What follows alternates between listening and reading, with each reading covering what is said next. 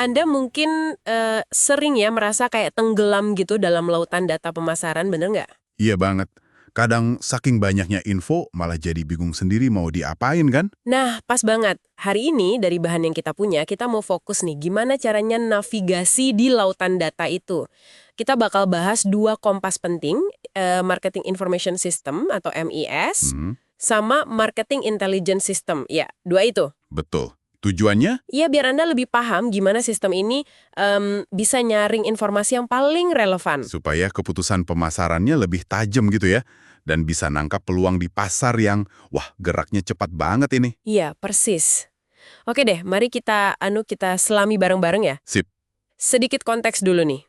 Ingat kan marketing management itu intinya soal milih pasar yang pas? Ya, terus dapetin, mempertahankan, dan numbuhin pelanggan dengan ngasih nilai lebih. Benar. Nah, bayangin aja Anda koki mau masak spesial. Pasti butuh resep oke dan bahan berkualitas kan? Iya. Analogi bagus. Informasi yang tepat itu ya bahan baku sama resepnya di pemasaran. Tanpa itu, wah strategi sebagus apapun bisa meleset. Makanya MES ini jadi penting banget. Kayak dapur utamanya gitu ya. Benar. Jadi apa sih Marketing Information System atau MIS ini? Anggap aja ini kayak dashboard canggih di mobil Anda. Oke, dashboard mobil, bisa kebayang? Jadi ini sistem, isinya ada orang, ada alat, ada prosedur juga. Semuanya kerja bareng buat ngumpulin data mentah. Terus diolah jadi info berguna. Iya, dianalisis, terus disajiin ke kita, si pengemudi pemasaran ini. Tujuannya jelas banget, mastiin kita dapat info yang benar-benar dibutuhin. Dan tepat waktu juga ya, biar paham maunya pelanggan, preferensi mereka, gimana perilakunya. Nah, itu dia. Komponen utamanya ada 3 nih. Ada sistem rekaman internal. Itu kayak speedometer sama odometer ya. Nyatet data hasil internal, penjualan, biaya, pesanan, gitu-gitu. Betul. Terus ada sistem intelligence pemasaran. Nah, ini yang kayak GPS sama sensor luar mobil. Mantau kejadian di lingkungan. Oke. Yang ketiga? Yang ketiga, sistem riset pemasaran. Ini lebih kayak investigasi mendalam kalau ada masalah spesifik atau mau gali peluang tertentu. Oke. Analogi dashboard mobil tadi oke banget. Nyambung dari komponen kedua tadi, soal GPS dan sensor luar itu, kita zoom in dikit ya ke Marketing Intelligence System. Silahkan. Jadi ini bukan cuma data internal soal performa kita aja, tapi lebih kayak mata dan telinga kita di luar sana. Maksudnya? Ya, ini prosedur dan sumber-sumber yang kita pakai buat dapat info harian soal apa aja yang lagi terjadi di lingkungan pemasaran. Contohnya kayak apa tuh? Ya, apa yang dilakuin kompetitor, tren baru apa yang muncul, ada perubahan aturan nggak, sentimen pelanggan di medsos gimana, wah macam-macam deh. Penting banget ya berarti bedanya sama rekaman internal tadi. Krusial. Rekaman internal kan ngasih data hasil apa yang udah kejadian di dalam. Nah, intelligence pemasaran ngasih info kejadian apa yang lagi terjadi di luar. Oh, oke. Jadi saling melengkapi ya? Banget. Keduanya penting. Ibaratnya, tanpa info kejadian dari intelligence ini, kita bisa aja nyetir udah bener nih lihat dashboard.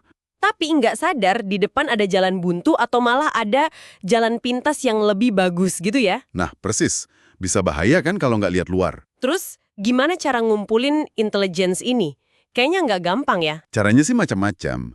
Bisa rajin baca publikasi industri, berita, jurnal gitu. Standar lah ya itu. Ya, tapi yang seringkali nilainya tinggi banget itu justru ngobrol langsung. Ngobrol sama siapa? Iya, sama pelanggan, sama pemasok, distributor, bahkan sama tim sales kita sendiri. Mereka kan di garis depan tuh. Oh iya bener juga. Mereka pasti dengar macam-macam ya? Pasti. Terus mantau percakapan di media sosial juga udah wajib hukumnya sekarang ini. Oke, tapi tantangannya pasti soal kualitas infonya ya. Nggak semua info kan akurat atau relevan. Tepat sekali. Makanya nggak cukup ngumpulin aja, tapi kualitasnya harus dijaga. Caranya, ya bisa aja perusahaan ngelatih tim salesnya biar lebih peka sama perkembangan pasar dan rajin ngelapor. Atau mungkin kasih insentif gitu ya. Bisa kasih insentif ke distributor atau pengecer biar mereka mau bagi insight pasar. Kan mereka dekat banget tuh sama konsumen akhir, sering dapat info unik. Oke, kebayang sekarang. Nah, mari kita tarik benang merahnya nih. Jadi, apa artinya semua ini buat kita?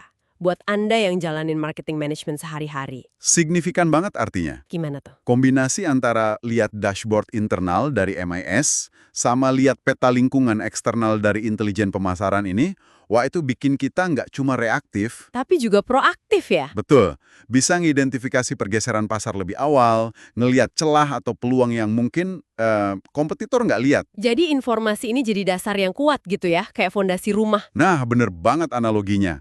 Data dan intelijen ini ya fondasinya buat nyusun strategi dan rencana pemasaran yang lebih kena sasaran. Termasuk buat proyeksi potensi pasar dan ngitung profitabilitasnya juga ya, biar lebih realistis. Iya, persis. Kalau kita lihat dari sudut pandang strategis nih, informasi ini udah bukan lagi sekedar nice to have, udah jadi tulang punggung keputusan besar. Maksudnya gimana tuh tulang punggung? Ya gini, buat paham lingkungan secara mendalam, ngenalin ancaman sama peluang, terus menilai potensi pasar, itu semua butuh data dan intelligence yang solid. Kalau nggak ada itu, Wah, iya, keputusan strategisnya bisa jadi cuma berdasarkan asumsi atau firasat aja. Itu kan risikonya gede banget di pasar yang kompetitif gini. bener juga sih. Terus coba pikirin soal forecasting, peramalan penjualan. Ah ya itu penting banget buat koordinasi antar departemen kan? Banget.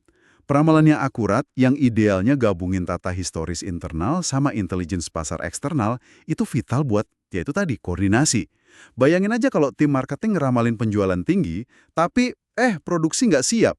Atau sebaliknya ya, produksi udah banyak, penjualannya nggak nyampe, kacau pasti. Nah, itu dia. Peramalan yang bagus itu mastiin semua bagian keuangan, produksi, logistik, SDM, geraknya selaras, nggak tabrakan. Jadi jelas banget ya, marketing information system sama marketing intelligence system ini bukan cuma konsep di buku aja ya. Jauh dari itu. Ini alat kerja esensial banget buat pemasar modern. Biar bisa paham pelanggan dan lingkungan bisnisnya secara utuh, terus bikin keputusan yang lebih cerdas dan adaptif. Iya, tepat sekali. Nah, sebagai penutup nih mungkin ada satu hal buat direnungkan sama pendengar semua. Apa tuh? Coba deh renungkan sejenak. Di tengah kecepatan perubahan pasar yang kayak sekarang ini, seberapa sering sih Anda secara sadar, secara proaktif gitu, nyari waktu buat cari intelligence? Maksudnya info kejadian di luar sana itu ya? Betul. Atau fokusnya lebih banyak ke data hasil internal aja. Karena seringkali, biar strategi kita tetap relevan, itu bergantung banget sama seberapa jago kita nangkep sinyal-sinyal eksternal itu. Bahkan sebelum sinyal itu jadi tren yang jelas kelihatan ya? Nah, persis. Itu tantangannya sekaligus peluangnya. Wah, pertanyaan reflektif yang bagus banget buat dibawa pulang. Oke deh, terima kasih banyak sudah menyimak pembahasan kita kali ini ya. Semoga ada manfaatnya. Pasti, sampai jumpa di kesempatan berikutnya.